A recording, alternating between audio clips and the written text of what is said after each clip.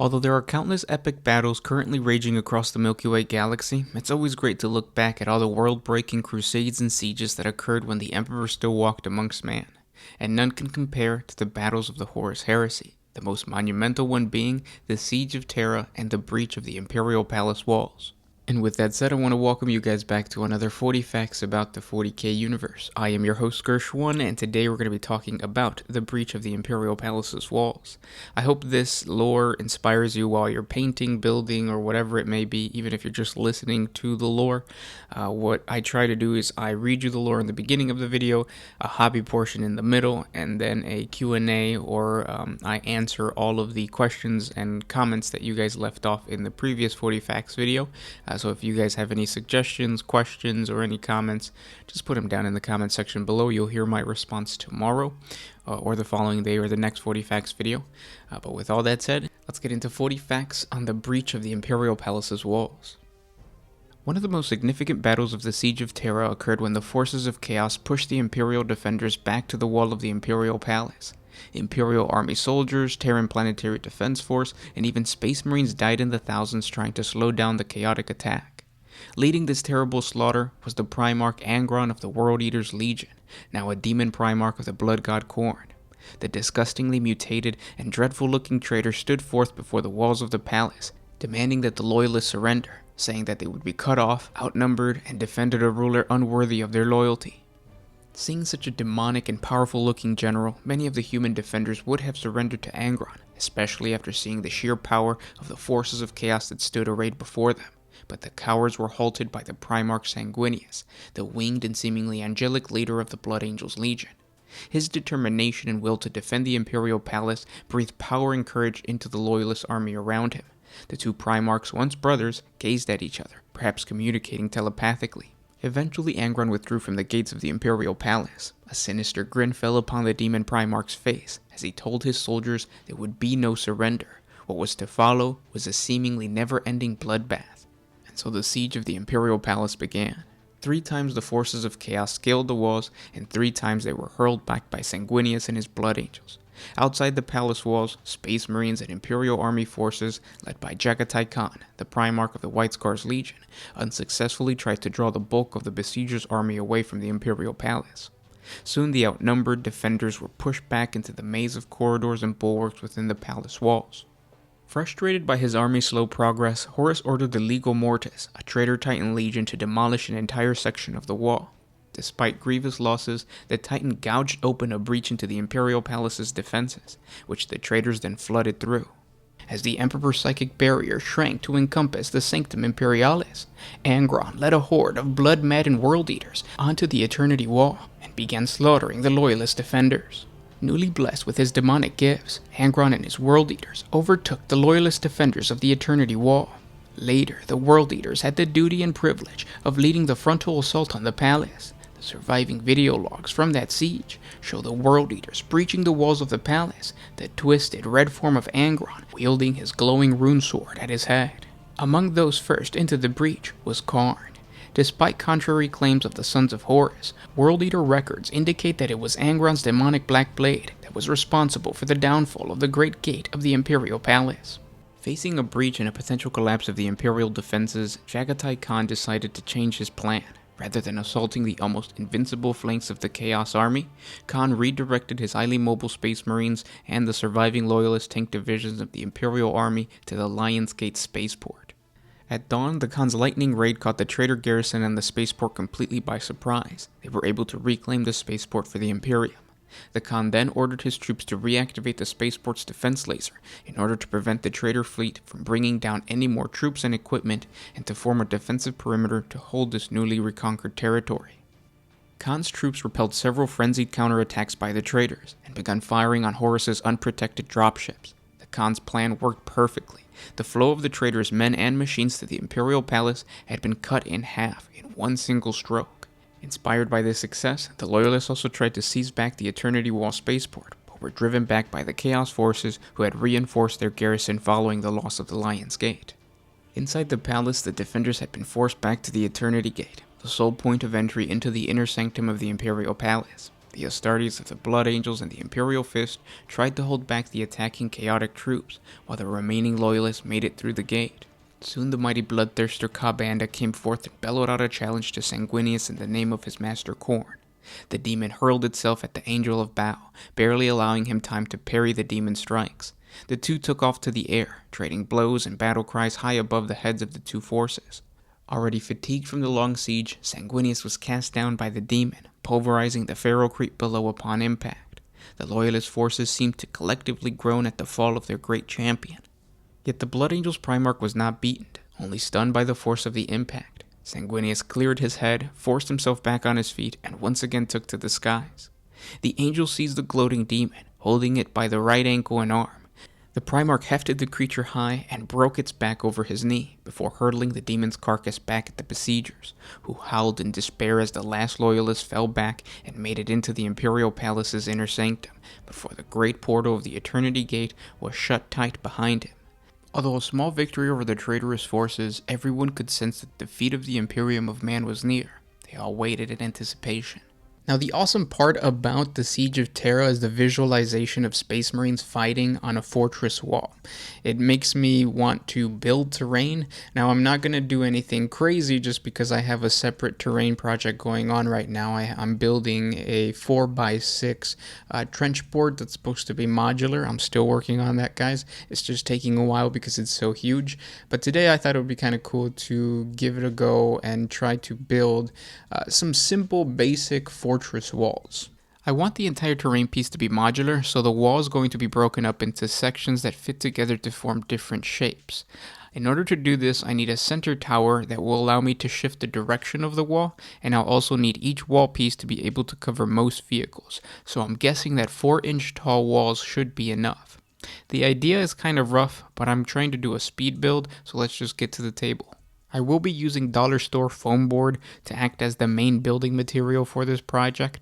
Now, originally I was thinking about making each wall piece a simple rectangle. It was really easy, but then I thought that would look kind of lame, so I'm going to add a little bit of flavor by giving the wall pieces a slight incline to appear less static. To do that, I simply drew out the bottom lines of the rectangle to be a little longer than the top line, just like this. I will also be making the quote-unquote front side of the wall slightly taller than the rest to give the minis a slight edge that they can use for blocking terrain or to act as kind of like a barrier. Once the wall pieces were drawn out, I cut everything together, and then using a thumbtack, I made perforations along the edge of the wall because I'm going to be driving toothpicks to pin the walls together. I'm also going to be using glue just in case the toothpicks wiggle out in the future. Once the wall was assembled, it's time to add some basic embellishments. I'm not going with the traditional Gothic look for these walls. I want to keep it simple, so I'm just using cardstock and cutting out squares and rectangles that I will then glue onto the surface of the walls. It should look like this. To give the wall a slight concrete look, I thought it would be a good idea to add rivets to the piece. It does kind of make the piece look better, but at the end I felt like it was way more work than it should be. Let me know what you guys think in the comment section below. Also, if you guys have better ways to add rivets onto minis, please help me out. And also, off camera, I built this guy. It's another wall piece that's smaller on one side, and I can use it to change direction of the wall. But in order to get the most mobility out of the pieces of terrain, I need to build the tower. My wall tower is going to be a hexagon, so using the same material as the wall sections, I drew out 2 hexagons that will act as the top and the bottom of the tower. Next, I drew out the wall pieces that I made slightly larger than the wall, so about 4.5 inches. Then using the same technique with the toothpick and the glue, I assembled the piece together, starting with the bottom. Now, in order to get the piece some weight, I taped some pennies to the bottom. What this does is it means that whenever we're playing with this piece of terrain, if somebody knocks it over, it won't move as easily because it is heavier. After that, I attached the top of the tower, and now it's time to fill in these gaps that were created with simple cardstock. I cut long strips and then I bent them in the middle, just like this, to act as the edge pieces to the tower. I simply superglued them on. Unfortunately, I still had gaps at the top, so I traced the top of the tower on a piece of cardstock and then cut out the outline and then glued it on top of the tower just like this. And this is all I got to do today. This is a project that's going to probably continue later on. As you guys can see, the pieces fit together really well, and the entire build isn't challenging at all. It's just time consuming because you have to build multiple pieces, and also the rivets. The rivets are just so terrible to make. What I like about this is that it makes multiple different configurations because of the tower pieces and then the other smaller piece that I showed you guys. The downside to this is that the look of it is not that great. It does look kind of simple. Hopefully as I continue with the build and I do a good paint job, it should fix some of this, but we'll see. Maybe some washes might add some flavor to it. This is a project that I'm going to probably work all the way through just because, like I said, it's not that hard. So subscribe to the channel if you guys want to get part 2 or an update for this build. It'll probably come in tomorrow's 40 facts video. But now it's time to get into the questions that you guys left off in yesterday's 40 facts video, the 40 facts in lore on the Death Company Dreadnought. If you guys have more questions for me, or if you guys would like me to respond to any comments, just comment down in the comment section below and I'll answer them in tomorrow's video. Let's start off with Michael McDonald. He asks, are there any Wolfen dreadnoughts? There is. It's the most famous one, which is Murder Fang, I think his name is. He basically holds his melta gun sideways and then he just runs up on people and shoots them. But yeah, Murder Fang. I think we have a 40 facts video on him if you want to check him out. His motto looks goofy because it's the Wolfen Space Marine, I guess. It's Murder Fang, but the front panel is broken, and then he's popping out, and he has like a hairy chest because he's a wolf. And yeah, it's if you're into that kind of stuff, cool. But it is kind of goofy to see just like a werewolf inside of a dreadnought. But yeah, he's there. Next question comes from Alistair Smith. Would a Calexis assassin have trouble to kill a Dark Eldar? Like they are sort of psychers, but also in the way blank by choice? So if I remember correctly, Calexis assassins are the ones that are pariahs, and all Eldar are psychic. Some of them just choose not to use their psychic abilities, but they still have it. So I think they would sense that a Calexis assassin is nearby, but then again, assassins are assassins. They're badass. So could they kill like a regular old witch? Of course. Could they kill what's the main Archon's name? Something Vect? Probably not. But yeah. The next question comes from Leonardo de Santi Rodriguez. Si uno de los Primarchs fuera latino, ¿cuál sería? So if one of the Primarchs was a Latino, which one would it be? That's a tough question. I want to say Vulcan is the easiest one because he's all about family, and it reminds me of Fast and the Furious. Even though I don't think Vin Diesel is Latino, but yeah, I would say Vulcan. He gives me those Caribbean vibes, you know what I mean? Because of living on actual what is it called, Nostromo? No, that's the other one. Vulcan lives on, how could I forget the name? It's basically an island, like with no water because it's all volcanoes. I'm gonna stick with saying Vulcan. Comment down below, let me know who you guys think would be a Latino Primarch. Yeah. Next question comes from Isaiah Lim. What happens to a Deathwatch Blood Angel who succumbs to the Black Rage? He gets got. Because most of the time Tech Priests are not around for a Deathwatch kill team mission, the other Battle Brothers would probably freak out and be like, all right, well, we need to off this guy. He's definitely gone crazy. And that's where, they do it respectfully and they would get rid of him. If not, then obviously certain Tech Priests are not, what are they called? They're not, what are the apothecaries? So apothecaries would know about the Black Rage and the Red Thirst, so they would try to help out this Battle Brother. Sometimes even the Blood Angels would make sure to be like, hey, if we're going to send our men to the Death Watch, make sure that he is an apothecary, make sure he is well taken care of. So there are some within the Death Watch that know about the Black Rage and the Red Thirst. They just have to swear to secrecy, basically. But yeah. Next question comes from Luis Gonzalez. I love the work you guys do and help me move from just the lore to the hobby. Oh, that's awesome. Awesome, and at the same time, I'm sorry for your wallet. Will you guys be doing any more creepypastas? If you do, any chance on those surrounding the Blood Angels of Bao? Yes. I should be getting in, some more time in early July to write and stuff, so I'm probably going to be doing some creepypastas. I don't know if I'm going to hold them off until October. That way I have just like a bunch of creepypastas that I can put out. But yeah, creepypastas for sure going to be coming out in the near future. If you guys want right now, check out the latest creepypasta. I forget what I titled it, but I really liked it. I like it when I actually like perform the words and all that kind of stuff, or like recorded it. I'll put a link up above though. The next question comes from the Senate. You should check out the Anucubic Photon. It seems like a decent 3D printer. Yeah, I will. Because I had bad luck with the Da Vinci over here, I probably will hold off on buying a 3D printer for a while. Brian McCord says, great paint job. You made the testers work. Yes, I was surprised that like when I first started painting, not that many people use tester paints.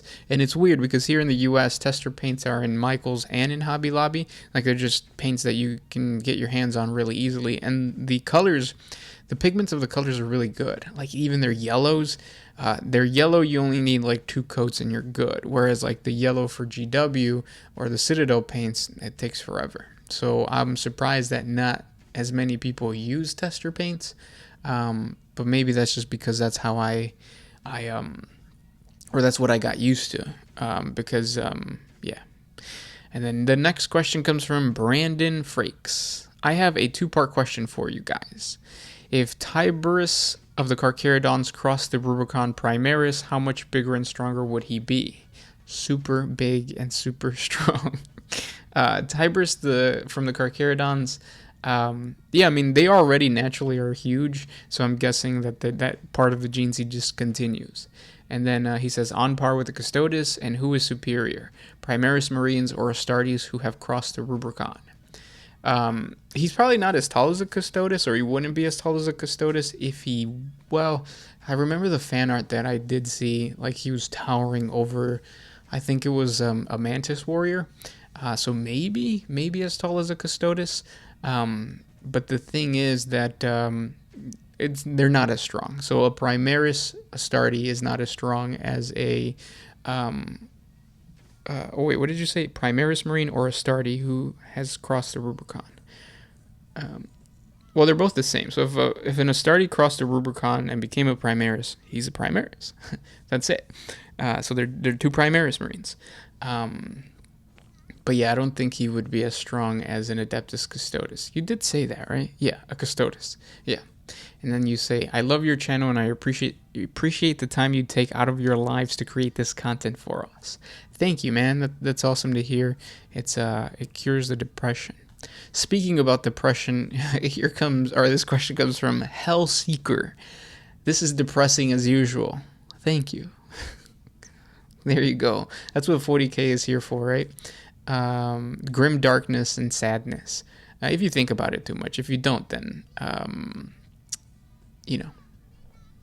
it's all good.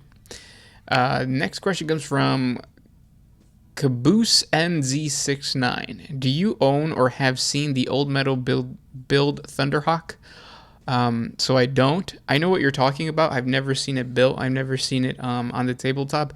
And if I could ever get my hands on it, I think I would probably just make molds out of it and try to like cast it and stuff like that. It would be awesome to make like a bunch of fallen Thunderhawk terrain pieces. That'd be really cool. And then you say, also, would Zoids fit into 40K? And if they did, which race would they be the ones to use them? Zoids, I don't know what Zoids are. I don't know from what universe that's from or anything. Yeah, so I couldn't answer that one. But yeah. And then the last comment is from Captain Jackers. The printer didn't work the way I wanted, so I put it down. I've heard this before from too many hobbyists. Oh, yeah. Yeah. What I've noticed is that what is it called when, like, you can't hold your attention on one project for too long? Was that ADD or whatever that's called? I might have that because I start a project like the terrain pieces and then I don't ever finish them. I will for sure finish this terrain piece probably by the end of the week just because, like I said, it's easy.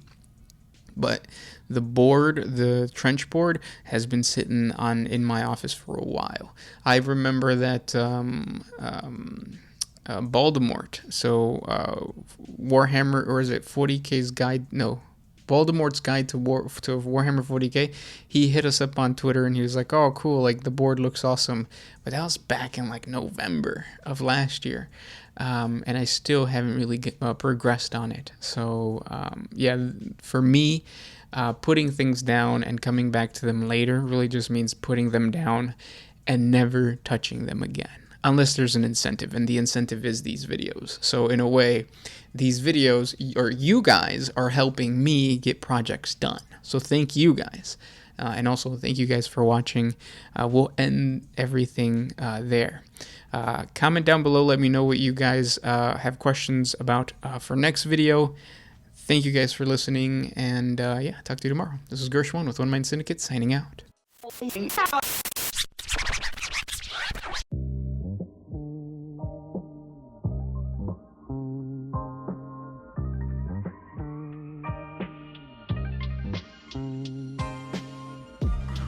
what is this? This is not